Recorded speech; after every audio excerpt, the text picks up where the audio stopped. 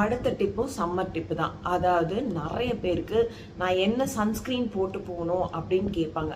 Sunscreen நிறைய வந்திருக்கு, ஏகப்பட்டது மார்க்கெட்டில் வந்திருக்கு. நான் ஃபஸ்ட்டு ப்ரிஃபர் பண்ணுறது சன்ஸ்க்ரீனில் ஜெல் டைப்பு இல்லை ஸ்ப்ரேஸ் வாங்கி யூஸ் பண்ணிக்கோங்க.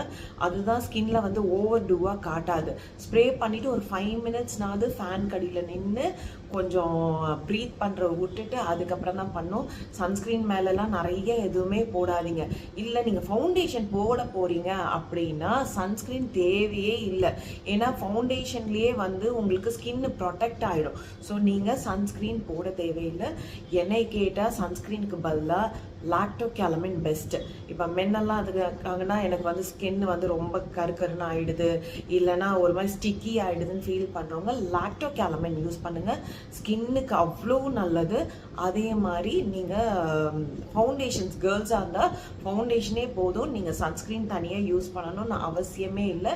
அதுவே ஸ்கின்ல ப்ரொடெக்ட் ஆகிடும். ஆனால் எவ்ரி 4 hours ஒன்ஸ் கண்டிப்பாக ஃபேஸ் வாஷ் பண்ணிட்டு அகெயின் அப்ளை பண்ணிக்கணும். அதோடையே காலையிலேருந்து நைட்டு வரைக்கும் சுத்தவே கூடாது.